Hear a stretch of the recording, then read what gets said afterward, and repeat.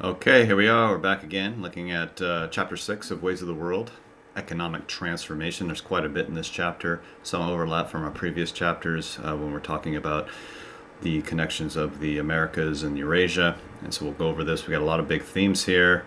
So I'm going to go in quickly. This is part 1, and this is going to go from pages 247 to 257. So it might be good to watch this video right after class or whenever you get a chance. So here we go. So basically, stuff you already know about the the 1400s, that is the 15th century and the 16th century, the 1500s we saw, and this is going to go all the way into the 1600s. The Europeans trying to find a way to get to Asia for trade, and there was a big race, if you will, between the Spanish, and they sent Columbus around to try to find a shortcut around the world until he ran into the Americas. And the Portuguese tried to work their way around Africa to get to India, basically. So it was Vasco da Gama making it to India, Columbus accidentally crashing into the Americas. They're obviously trying to get to their spices. They're trying to get more trade goods to bring back to Europe that they've already been exposed to. We've talked about that in previous units. But there's a big desire for this, and there's also more money at this time because European civilization has sort of recovered from the plague, the Black Death. It's kind of starting off with the Renaissance. These large monarchies are starting to solidify their control, such as Spain. We'll see that in Great Britain as well later. We'll see that in France. We'll see that obviously in Portugal. And then even smaller countries like the Netherlands will get involved at this time.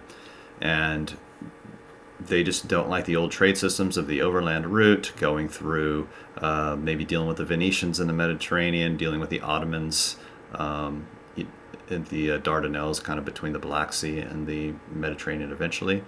They want to find another way around, and so they want to find a new trade network. That's what's going on here. That's motivating them to do this. And so we'll start off with the Portuguese. We've talked about them again. We've talked about the Cartaz. They're moving into the Indian Ocean here. They're setting up little trading posts here in Africa as well as in India, and these are all mentioned in your book. You don't need to remember them all, but we do not want to know. They have like Calicut, Mumbai, Bombay, and Mombasa over here in Africa. They're setting up trade networks, and they're working their way all the way over here to Malacca and Southeast Asia, what we'd call Indonesia today. And they're not dominating the area, but they are dominating in some ways trade just through their military might, if you will, and their fast-moving ships. And so they basically realize that they can't control all these areas in large ways. So what they'll do is they'll try to tax trade, and so they'll force you to get a cartaz to pass peacefully through different trade networks and trade zones in the Indian Ocean. And that's how they'll collect money. They'll also just trade for Asian nations themselves. They'll say, we will move these goods for you, and you can pay us. So they kind of got in the trading business, even without bringing a lot of stuff back to Europe. So they're sort of dominating these areas. We've learned about how they got very violent control here in the East Indies. When they came in, we learned about Alphonse de Albuquerque. He was very brutal toward the people in these areas, but as a way to get them to submit to Portuguese dominance. And it's pretty brutal, and you can read about that some more. But we talked about this before, so I'm going to kind of just recognize that the Portuguese are kind of becoming the first European force that have a big influence in this area. But by 1600, they're in decline. They're overextended. There's other countries coming in and competing with them, and so their days of kind of dominance in the Indian Ocean region, Southeast Asia, are ending and in decline. And the country that really comes in here, we'll see Spain and the Philippines, and we'll see the Netherlands come in through the Dutch East India Company and basically replace or supplant the Portuguese in this area in their dominant trade. So let me make sure I'm not forgetting anything here. Yeah, so then we go to the Philippines, and we'll get to, I think that's the next slide I have here. Yep, Spain. So this is the Spanish really coming from Mexico. This is sort of like a map of the trade, the direction of the ships, because what they're doing is they're bringing silver from South America to the Philippines, which they then use to buy things in Asia to ship to other places. So basically, they come into the Philippines and they're able to assert control pretty quickly, and sometimes we'll say very bloodlessly, we want to remember that they're pretty violent. In 1603, 20,000 people are massacred alone in the Philippines. So the Spanish have their way of kind of maintaining control of these islands that are not super connected. They're porous, if you will. It's an archipelago of like over 2,000 islands, and so it's easy for the Spanish to come in and Luzon, the main island, and set up a trading center there, and then slowly over time expand. They never completely control the entire country of what we call the Philippines today. During their reign in the Philippines, they named it right after King Philip. This is where the name comes from, and the United States takes over in 1898 after the Spanish-American War, but up to that time, it wasn't like every place was controlled by the Spanish, but they did have a very big influence in the area. There's also a large network of Chinese traders there, so there have always been people trading with the Philippines from the rest of Asia, and so they will remain still there today, involved in trade networks and so on. But the Spanish really, we want to be aware that they, like the Portuguese setting up in the Indian Ocean and in Southeast Asia here, in what we'd call parts of Indonesia, and then the Netherlands later, the Spanish really have their influence here in the Philippines. And they're able to then connect it basically to their colony in Mexico, right? The first Filipinos actually make it to California in the 1500s, sailing with the Spanish. Is pretty interesting. So there's a long connection between the Philippines and California here. Okay, let's see. Moving on now. Next thing is the Dutch East India Companies, or the East India Companies. So there's two, right? There's the this is talked about in the chapter. You actually have another assignment. You'll dig in deeper to this. There's the Dutch East India Company and the British East India Company, and they are both like corporations, which are much like corporations we have today, like Amazon or Walmart. People can buy stocks in these companies. They invest in them, and then the profits that these companies make through trade are given back to the shareholders. So the Dutch are famous for having the first stock exchange set up in the early 1600s. They're very advanced in their banking and their capitalist skills, and they do a good job of raising money and then sending out these ships to trade. What's unique about the Dutch East India Company is a lot of times we call it a company within a company, a country within a country, which means the nation of the Netherlands gave them the right to do whatever they wanted wherever they went. So they can make laws, they can have their own private army, and they can collect taxes where they went. So they made their way to Indonesia, what we call today Indonesia, the East Indies. They basically kicked out the Portuguese, and they brutally subjected the people there. You can read about the Banda Islands as an example, and forced them to grow cash crops that then the Dutch could harvest or have them harvest and sell for a profit. So cash crops like nutmeg and these spices that they want that are grown there, pepper, things like that. And so they had very strong control of what we call the East Indies pretty quickly into the 1700s, even until after World War II. So they're there for a long time, and the Dutch East India Company for a long part of that was ruling it itself. It wasn't ruled by the Dutch government, it was ruled by people in this company. In the Dutch, we call it the VOC for the letters in Dutch. Of course, there's another assignment where you'll learn more about this. But this is how it's discussed in the book. So I'm kind of just summarizing it in this way. Now, the English are going to do a very similar thing as the Dutch do in Mughal India, but they're never as strong as the Dutch, and they're never as dominant. And so they have to go into India. The British East India Company set up in the same way with the stock. As selling stocks, getting authority from their own government. We call that a charter to go and trade in Asia and make laws, enforce laws, hire their own armies, collect taxes, all that.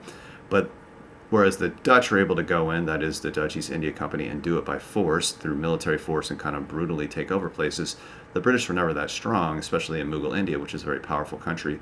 So they had to make deals with zamindars and other Mughal leaders to allow them to come in and trade, but they never were super dominant and influential. So it's very important to recognize that. They did come in, they started trading in India in the 1700s, but never in a way like the Dutch did. Now, ultimately, over time, into the 17 and 1800s, the British will have greater control and will take great control of what we call India today, and they will control that until after World War II, just like the Dutch will control Indonesia.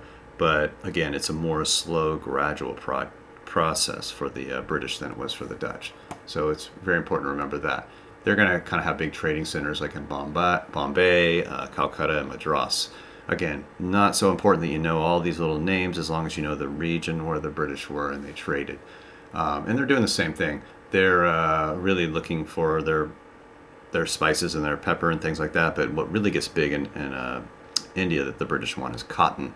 So it's very important to maybe recognize that cotton becomes a very important product because there's a lot of good textiles coming out of that area, which the British will end up destroying in terms of their business when they industrialize later. We'll learn about that later. Okay, so kind of wrapping up the chapter, we're going pretty quickly here, but over time, again, Indonesia becomes like a more normal colony under Dutch control, and India, of course, will become a normal colony under British control. But remember, the difference is that the British have to do it very indirectly. They have to make a lot of negotiations and deals. They don't get as much money. They're just not as influential as the Dutch are in what we'd call Indonesia. Okay, keep saying what we call, because that's what they're not called back then, but they're called that today. Okay, and then last part of the chapter is kind of the Asians and their own region of commerce as well. And so we want to remind ourselves that Europeans, when they were in Asia at this time, were never as all powerful as they were in the Americas. They didn't set up these strong colonies. They had to go in, they had to trade, they had to negotiate.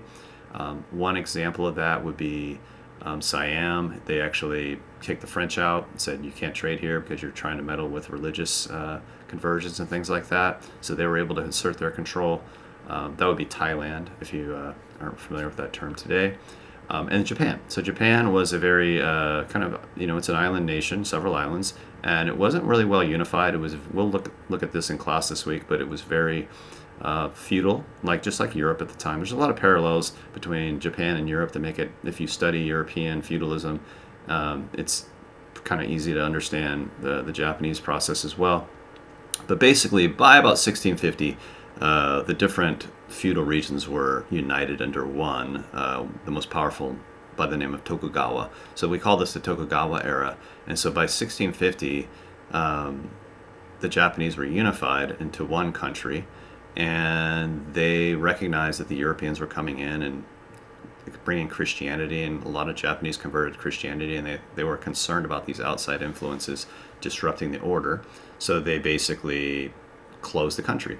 So Japan closed off, in a crackdown on Christianity, basically killed a lot of the Christian converts and kicked out the Europeans, and they closed their doors from 1650 to 1850 during this Tokugawa era. They basically refused to let Europeans come in.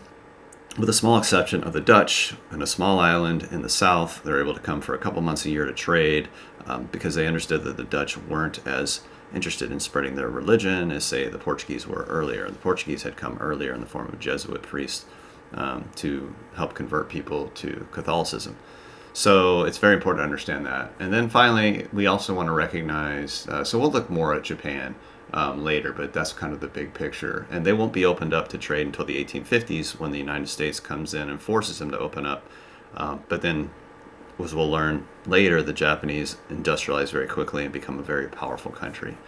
The last thing is, in your book as well, is there's just a reminder that during this time there's a lot of people trading from different parts of Asia, from India, from Southeast Asia, all over, that are still very involved in the trade networks in the Indian Ocean and Southeast Asia, and it's not like they've been completely replaced by the Europeans. So that's really important to understand.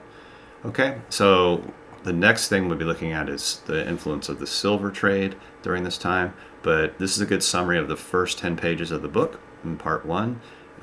Just go back and remember kind of the basic the kind of the background of these joint stock trading companies, we call them, the British and Dutch East India Company, how they were different, how the Portuguese came in first, the Dutch came in later, the Spanish were in the Philippines.